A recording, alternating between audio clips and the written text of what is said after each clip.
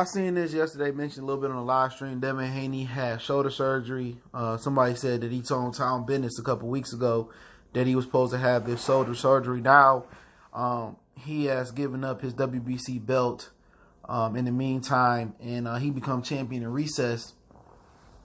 And Javier Fortuna and Luke Campbell, who just lost to Vasily Lomachenko, will fight for the title until Devin Haney gets better. But let's talk about the elephant in the room. Did he duck this fade? Don't forget, we on Facebook, Instagram, Twitter. Reach out to the email if you got business question, inquiry, sponsorship, video requests. And at the end of the day, I'm not questioning if he had a surgery or not, because obviously you're not about to sit there and fake all of that. Like he had like a rotator cuff type of surgery or whatever. But, you know, he fought a tough opponent on short notice. That's Eddie Hearn fought. They should already had it pre-planned that he fought another he fought an opponent where he could have had enough time to get used to his style, and he fought a rough, wild type of opponent from what I heard, and he got injured, and it happens, you know. But he's too young to be having those type of shoulder injuries, to be honest. But you know, at the end of the day, as soon as he gets about to get tested, he goes out and gets his injury, and Fortuna would have been the toughest test. Fortuna has been ducked by a lot, and Fortuna is not unbeatable, but it's just the style that gave Robert Jr. some problems. Gervonta Tank Davis, one of his opponents, fell out this year, and he could have fought Fortuna. So a lot of guys ain't rushing to fight Fortuna. Fortuna would have told us a lot about Devin Haney. And there was some people out here that thought Fortuna could score the upset, which I didn't think that was so ludicrous or wild and crazy at all. But at the end of the day, you know, this was an opportunity for us to see Devin Haney, to see him in the actual world title type or world champion, world title type of fight versus Javier Fortuna. All right, it was some stuff going on with the zone. Eddie Hearn had some money for Javier Fortuna, but the zone didn't want to offer him that type of money. So then the zone sits there and they offer Fortuna another low ball offer, from what I understand, or whatever situation was. It was supposed to go to purse bid, and then Devin Haney pulls out. So I believe it's going to be full vacation season. I don't expect Devin Haney to come back down to 135.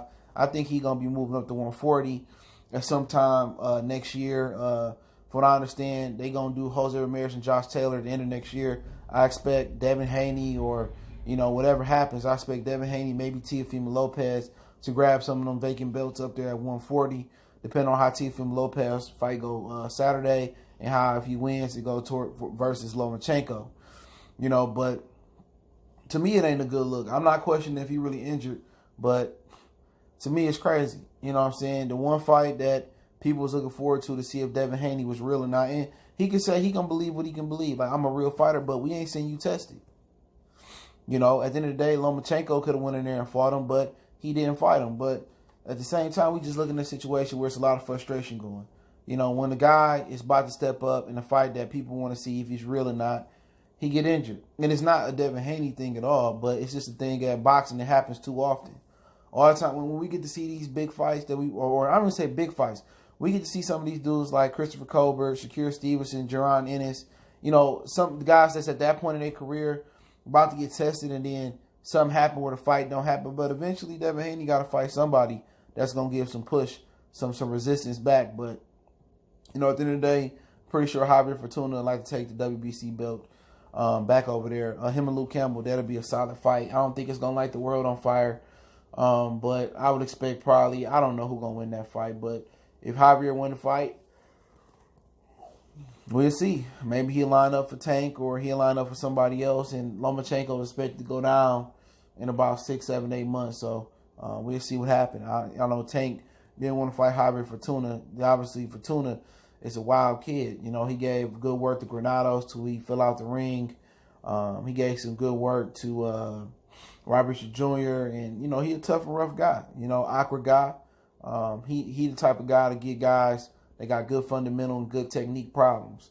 He a smother, he awkward, and it's really, you know, it's kind of like Emmanuel Augustus, you know, who gave Floyd some issues. This is one of those awkward guys that a lot of guys don't want to fight. So if you ain't got to fight Fortuna, you don't want to get elbow, headbutt, you know, DDP or whatever, suplex, you know, you avoid Javier Fortuna. But at the end of the day, I have a feeling that Devin Haney ain't going to never come back down and you know, get that, or never come back and get that belt if Fortuna beat Luke Campbell. Now, if Luke Campbell get the belt, I think Haney going to come back and champion the recess and fight Luke Campbell.